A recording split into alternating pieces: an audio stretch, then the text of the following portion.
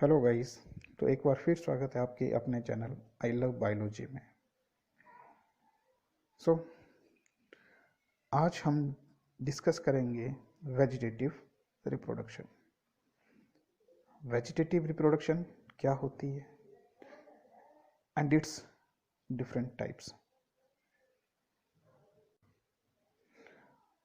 आप जैसे जानते हैं कि जो एसेक्सुअल रिप्रोडक्शन होती है जिसमें सिंगल पेरेंट्स इन्वॉल्व होता है और वो अपने जैसे नए ऑर्गेनिज्म पैदा करता है। तो एसेक्सुअल रिप्रोडक्शन जो होती है वो मेनली जो यूनिसेलुलर और लोअर ऑर्गेनिजम्स होते हैं उनमें ही होती है, और जो हायर ऑर्गेनिज्म होते हैं जैसे एंजियोस्पर्म्स, जिम्नोस्पर्म्स और हायर एनिमल्स, उनमें जो रिप्रोडक्शन होती है वो सेक्सुअल रिप्रोडक्शन के थ्रू होती है। तो सेक्सुअल रिप्रोडक्शन में दो पेरेंट्स का होना जरूरी है, one male parent and second is female parents. तो हम लोग देखेंगे कि इन केस ऑफ प्लांट कि जब भी हम लोगों ने नए प्लांट्स लगाने होते हैं, न्यू प्लांट्स ग्रो करने होते हैं, तो हम लोग क्या करते हैं कि सॉइल में सीड को प्लांट करते हैं, सॉइल में सीड लगाते हैं, और वो सीड जो होता है वो न्यू प्लांट में वो ग्रो करता है। तो इट मीन्स जो हम लोग सॉइल में जो सीड लगा रहे हैं वो सीड जो है वो सेक्सुअल रिप्रोडक्शन का पार्ट है। तो इन केस ऑफ प्लांट जो सेक्सुअल रिप्रोडक्शन होती है वो फ्लावर में होती है, जो सीड बनाने में हेल्प करते हैं। तो फ्लावर जो है वो it is the reproductive organ of plants. लेकिन बहुत सारे प्लांट्स ऐसे भी हैं जिनमें जो रिप्रोडक्शन होती है वो सीड्स के द्वारा नहीं होते। क्यों? क्योंकि उनमें सीड्स बनते ही नहीं। तो उन प्लांट में जो मोड ऑफ रिप्रोडक्शन होगा वो कैसा होगा? आप लोगों ने देखा होगा कि जब भी हम लोग पोटैटो की क्रॉप्स को ग्रो करते हैं या हम लोगों ने जिंजर की क्रॉप्स को ग्रो करना है, तो हम लोग उन केसेस में सीड्स ना लगा करके हम लोग क्या करते हैं कि प्लांट में सोइल में हम लोग उन पोटैटोस और जिंजर के कुछ वेजिटेटिव या पार्ट्स या उन स्टेम्स के पार्ट्स को हम लोग सोइल में लगा देते हैं, और जिससे हमारे पास नए ऑर्गेनिज्म या नई पॉपुलेशन बन जाती है उन प्लांट्स की। तो इट मीन्स कि उन केस में जो मोड ऑफ रिप्रोडक्शन है वो कैसा है? Vegetative propagation. So let's start what is vegetative propagation और वेजिटेटिव रिप्रोडक्शन। वेजिटेटिव रिप्रोडक्शन क्या होती है? तो it is the process of multiplication in which a portion or fragment of the body function as a propagule and develop into new individual। तो हम लोग यहाँ पर देख रहे हैं कि it is the multiplication किसके थ्रू हो रही है? उस ऑर्गेनिज्म के पोर्शन और एक फ्रेगमेंट, छोटे से टुकड़े और फ्रेगमेंट के कारण हम लोग उसमें उस प्लांट की या उस ऑर्गेनिज्म की मल्टीप्लिकेशन कर रहे हैं। Second, in this new individual arises from any vegetative part, root, stem, leaf, etc. of the parent and possesses exactly the same characteristic of the parent plant। तो हम लोग यहाँ पर देख रहे हैं कि जो नया इंडिविजुअल बन रहा है वो कहाँ से बन रहा है? वेजिटेटिव पार्ट से। तो जो प्लांट में जो वेजिटेटिव पार्ट होंगे वो कौन है? रूट, स्टेम और लीफ। ठीक है, तो यहाँ पर हम लोग फ्लावर की बात नहीं कर रहे हैं, क्योंकि जो फ्लावर जो है it is a reproductive part of the plant. और ये जो पार्ट्स हैं, वेजिटेटिव पार्ट्स हैं, इनमें parental characteristic same parental characteristics होते हैं। मतलब कि जब हम लोग इन वेजिटेटिव पार्ट्स को लगाएंगे तो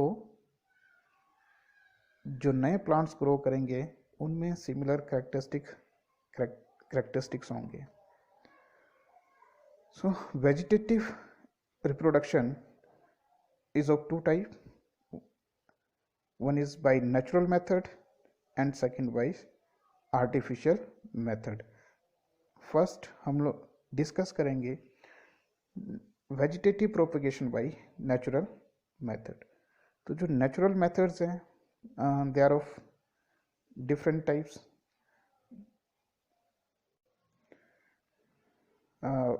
बाय नेचुरल मेथड्स में आएंगे vegetative propagation by roots, vegetative propagation by stem and vegetative propagation by leaf.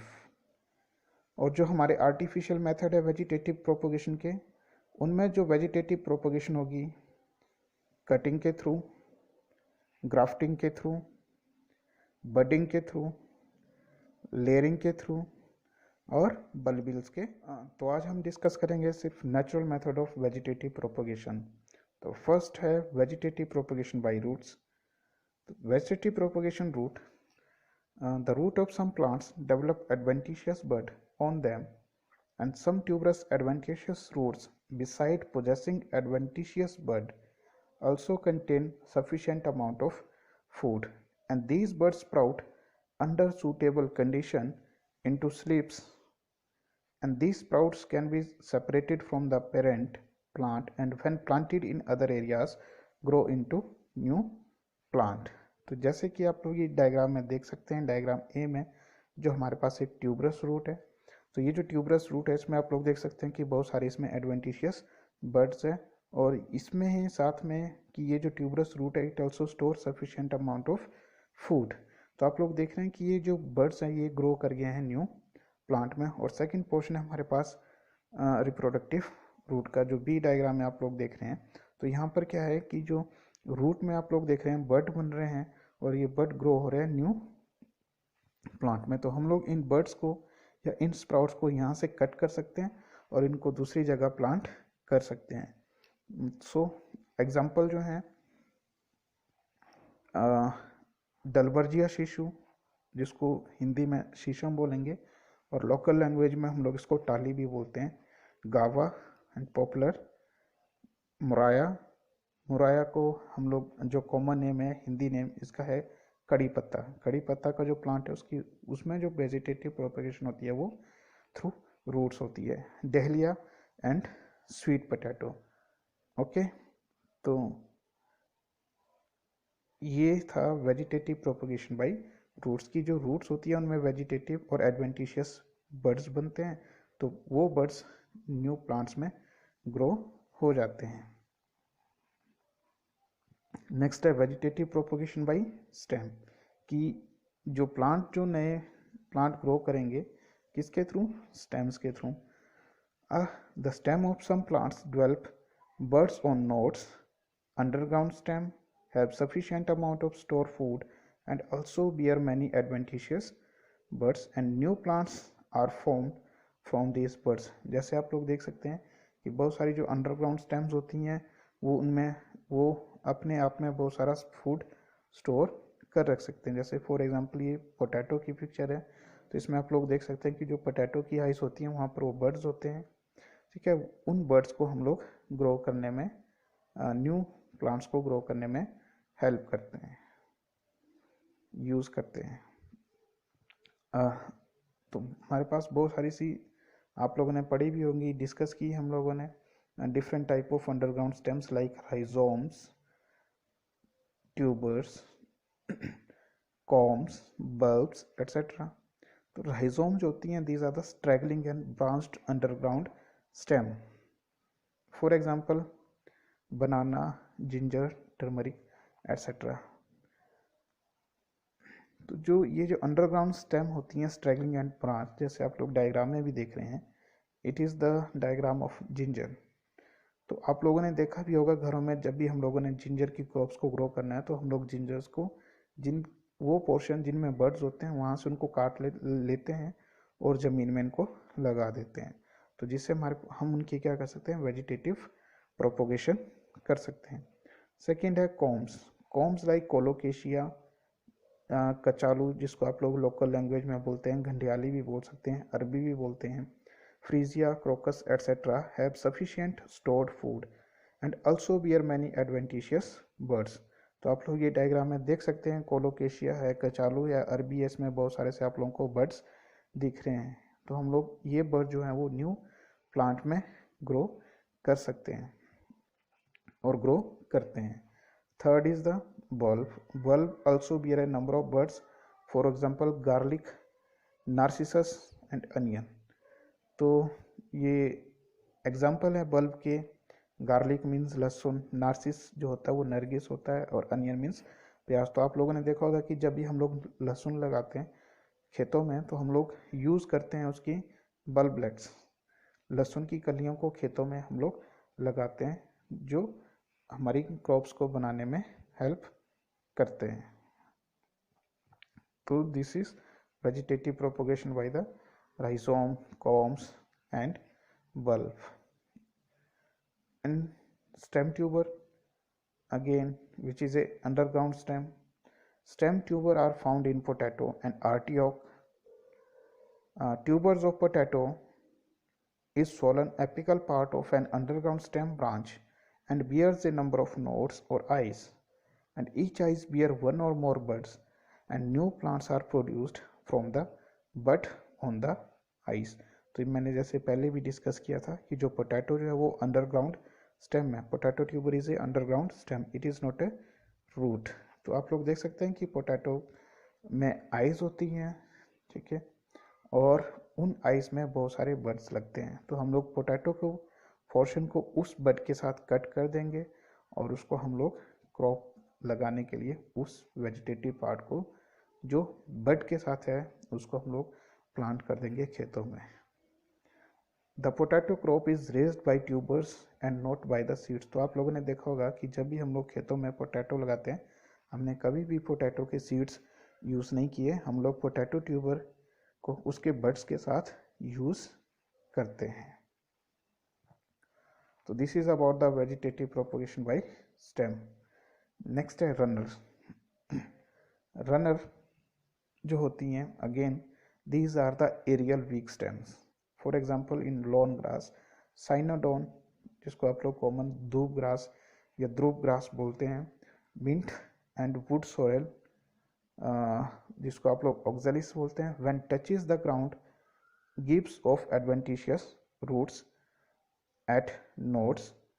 When older part of plant die, the branches separates, form a new plant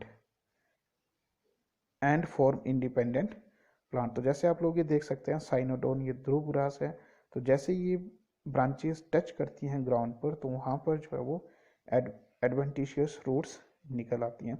या फिर ये suppose इसका जो ये ओल्डर पार्ट है ये डाई हो जाता है तो ये आगे की जो ब्रांचेस हैं it grow into new plant. And this is the diagram of would sorrel या ऑक्जेलिस जिसको आप लोग बोलते हैं। तो इसमें भी आप लोग देख रहे हैं कि जैसे ये जो स्टेम ग्राउंड को टच करती है वहाँ पर एडवेंटिशियस रूट्स डेवलप हो जाती हैं। तो these are the examples of again vegetative propagation by stem, that is the type of stem is runner. Runner जो होती हैं these are the aerial big stems. And next is the third natural method of vegetative propagation by leaf। तो कुछ plant में कुछ cases में जो plant में जो लीव्स होती हैं they also act as a vegetative propagule. some plants produce adventitious buds on their leaves, for example bryophyllum, begonia, streptocarpus, kalonchi and Saint Paulia. तो these are the examples of plants जिनमें vegetative propagation जो होती है वो leaves के द्वारा होती है। तो जैसे आप लोग ये देख रहे हैं ब्रायोफाइलम की लीव्स हैं, तो इसके एजेस में जैसे in Bryophyllum notched margin of succulent leaves bear adventitious buds. तो आप लोग जैसे देख सकते हैं कि ये जो मार्जिन है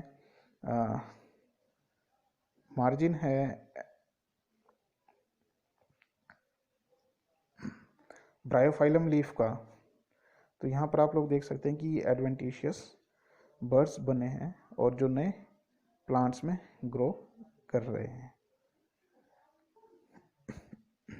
तो Bryophyllum is the good example in which vegetative propagation occur through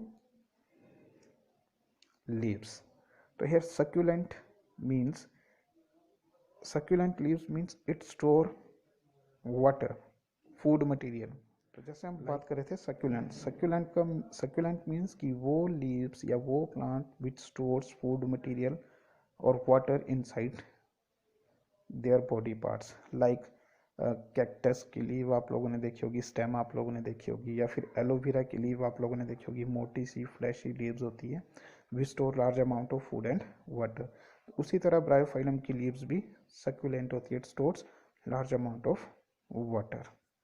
So this is all about the natural method of vegetative propagation, in which we have discussed vegetative propagation by roots, vegetative propagation by stem, and third, vegetative propagation by leaf. And thanks for watching. Please like, share, comment and subscribe.